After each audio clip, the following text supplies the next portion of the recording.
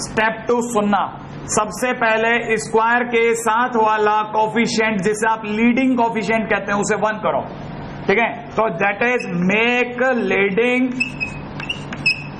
Leading coefficient is equal to 1।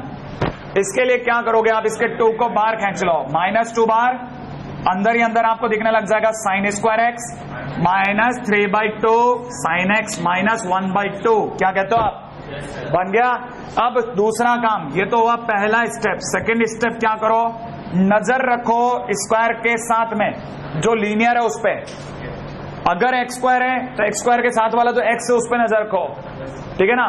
Make coefficient of, ठीक है ना, sin x हाफ, जो भी sin x का कोफिशिएंट है उसे हाफ कर दो, ठीक है। अब sin x का कोफिशिएंट कितना पढ़ने में आ रहा है आपको, sin x का कोफिशिएंट मैं जानता हूं, देखो sin x का कोफिशिएंट -3/2, उसका आधा कितना होगा, -3/2/2 माने -3/4। क्या बात समझ में आ रही है, सही है। अब देखो आपने आधा किया, आधा करते ही अगली लाइन में लिखना है -2 बाहर है, तुरंत लिख दो कि ये होल स्क्वायर बन गया। sin x, ध्यान से देखना, sin x की बात चल रही है इसलिए sin x और कोफिशिएंट कितना है -3/4, तो लिख दो sin x -3/4 का होल स्क्वायर, और एक अपनी तरफ से -3/4 का होल स्क्वायर घटा दो, बस। इसके कोफिशिएंट का आधा यहां लिखा -3/4, sin x -3/4 का होल स्क्वायर बनाया, और फिर -3/4 का होल स्क्वायर वापस चिपका दिया, और ये -1/2 पीछे लगा दो, राइट है। अब ये होल स्क्वायर बन चुका है लगभग, देखो कैसे, आपके सामने लिखा मैंने sin x -3/4 का होल स्क्वायर। बच्चा जानता है ये 9/16 है ये, अच्छा ये भी माइनस का और माइनस का 1/2 है पीछे लिखा हुआ, तो आपको पता होगा माइनस कॉमन आ गया प्लस, राइट है। अब एलसीएम के जानकार बच्चे जानते हैं 16 एलसीएम, ऊपर 9 और नीचे 8, पक्का। तो 9 और 8 मिलकर के माइनस का 17/16, तो इसे लिख दिया माइनस का 17/16। अब ये स्टेप 2 कंप्लीट हो गया, होल स्क्वायर कंप्लीट है। अब आया तीसरा स्टेप, यहां तक मैं लिख देता हूं, स्टेप 2 कंप्लीट, दिखा। अब आगे की बात सुने, स्टेप 2 के बाद स्टेप 3, होल स्क्वायर के बाद अगला स्टेप है क्रिटिकल पॉइंट। सोचो और दिमाग में आता है क्रिटिकल पॉइंट क्या होते हैं। sin x के प्यारे 3 क्रिटिकल पॉइंट हैं, 0, π/2, वैसे भी देखो खत्म बात है, 1, 0 और -1, राइट है। तो यूजिंग क्रिटिकल पॉइंट, स्टेप 3, तीसरा स्टेप है using critical point. Critical point क्या क्या बताया मैंने आपको, हाँ, तो ये अपना आंसर हो जाएगा y = में क्या क्या सोचना। जब मैं ले रहा हूं sin x = कितना 1, तो अपना पॉइंट हो जाएगा -2, यहां पे sin x की जगह 1 रखा, 1 -3/4 का होल स्क्वायर -17/16। इसको चेक कर लूंगा जो भी आएगा। दूसरा sin x बराबर कितना रखूंगा, 0, तो y = आ जाएगा -2, sin x की जगह 0 -3/4 का होल स्क्वायर -17/16। तीसरा स्टेप sin x = कितना रख के देखूंगा, -1, 1, 0 फिर -1, तो y = हो जाएगा -2, ये हो जाएगा -1 -3/4 का whole square -17/16।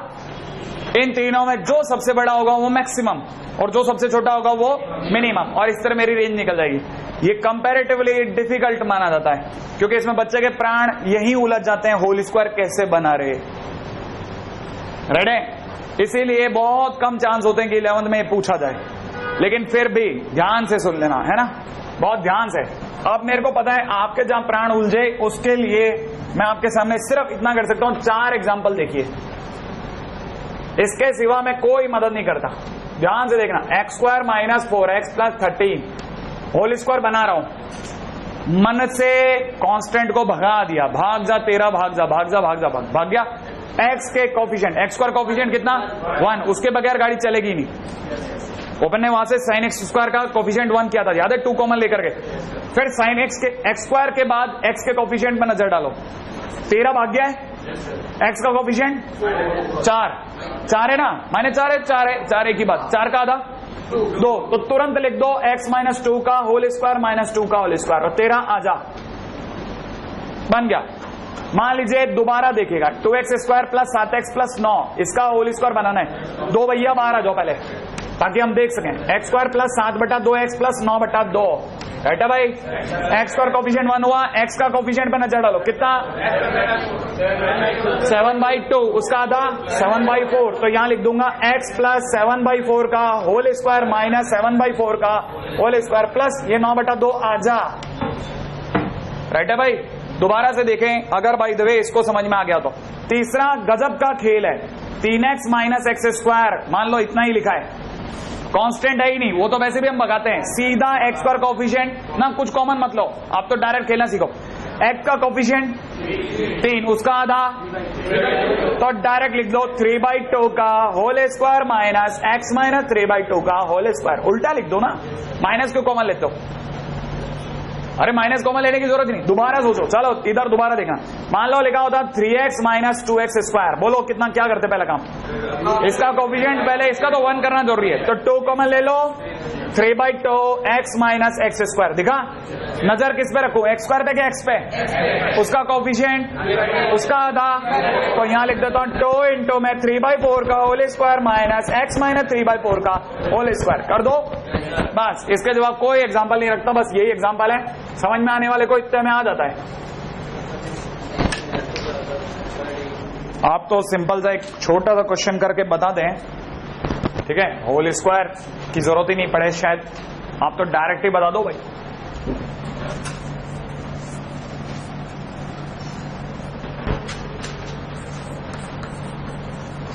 Range of y is equal to 3 plus cos x minus 2 का होल स्क्वायर, होल स्क्वायर ही दे रखा है मैंने, डायरेक्ट होल स्क्वायर ही दे दिया। नाउ चेक इट,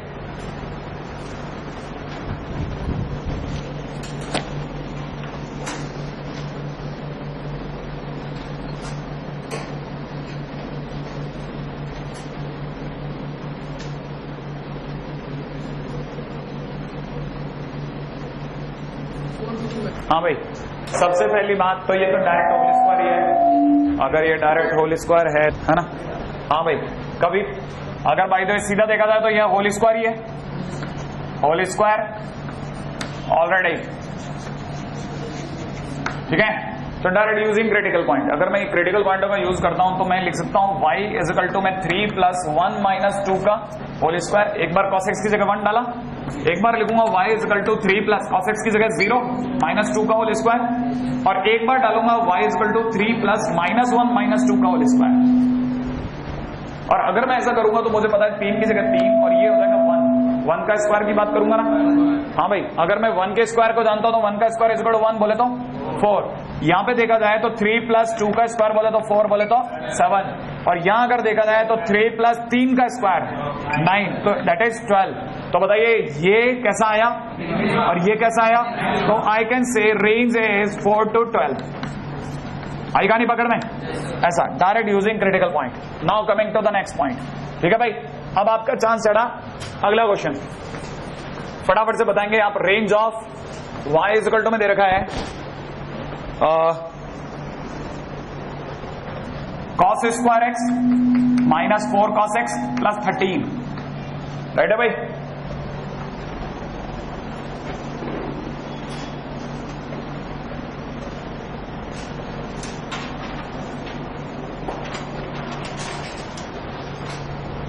क्या आपको दिखा क्वाड्रेटिक है तो इसे होल स्क्वायर बनाए, सही है ना भाई। डायरेक्ट पता ही है quadratic equation given, making whole square. अब आप होल स्क्वायर बनाओ, आप मैंने आपको सिखाया अभी भी होल स्क्वायर बनाना।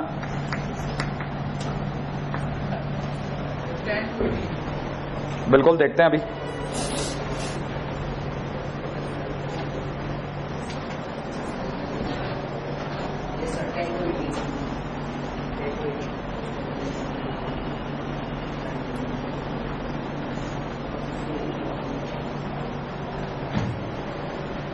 हाँ भाई करो बात, y इज इक्वल टू में जरा इस पे बात करते हैं। ये क्वेश्चन बिल्कुल ऐसा ही है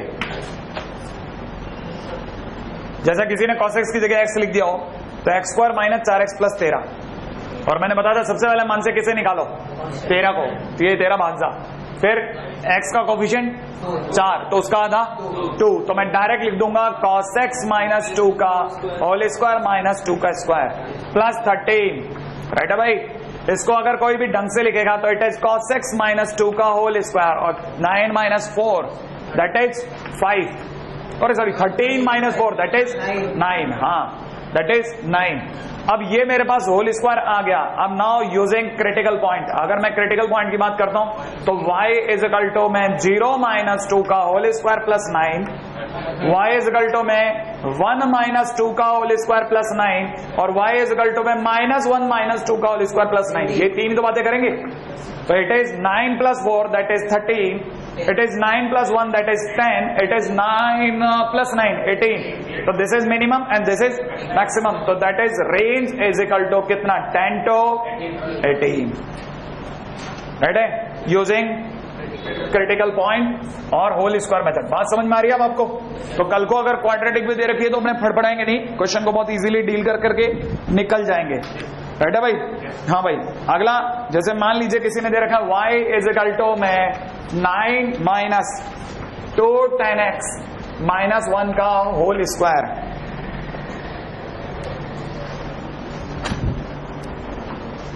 राइट है भाई। अब यहां पे भी ध्यान से समझना, ठीक है, बहुत ध्यान से समझना।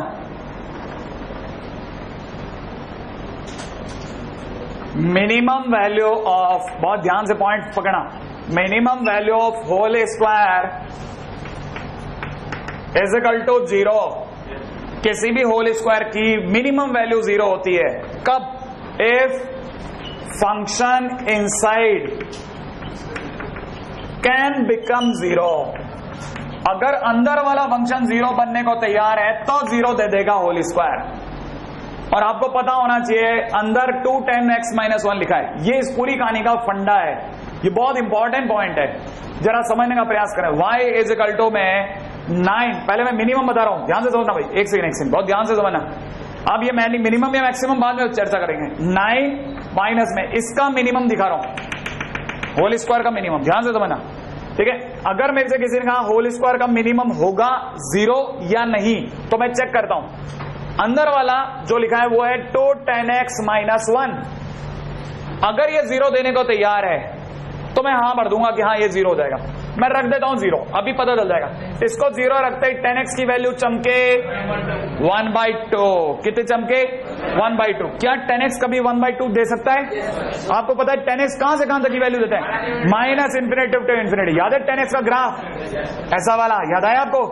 हाँ या ना, ऐसा ग्राफ, ऐसा याद आया ना? तो ये नीचे कहां से कहां तक आता है और ऊपर, हाँ, तो माइनस इन्फिनिटी से इन्फिनिटी जाने वाला तो कहीं तो 1/2 देगा ना। अगर देगा तो 10x 1/2 पॉसिबल है, हाँ या ना? और अगर ये पॉसिबल है तो ये 0 पॉसिबल है, और अगर ये 0 पॉसिबल है तो ये भी 0 पॉसिबल है, और अगर ये 0 पॉसिबल है तो y की value 9 is feasible. But I don't know whether this value is maximum और मिनिमम।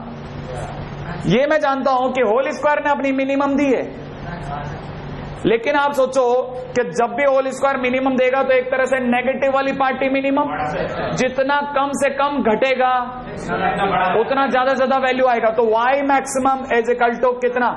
9, राइट है।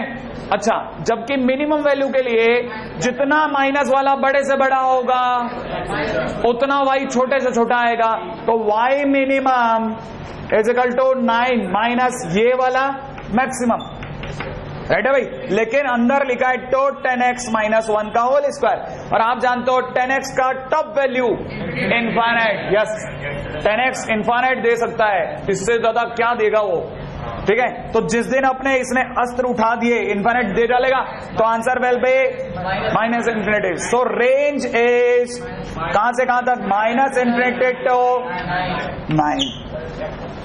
कहानी पकड़ भाई। तो होल स्क्वायर का 0 होना कब कब डिपेंड करता है? ठीक है, जब अंदर वाला 0 दे डाले।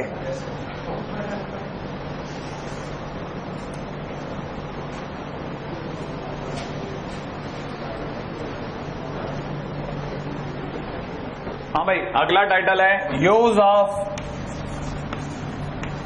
Reciprocal relation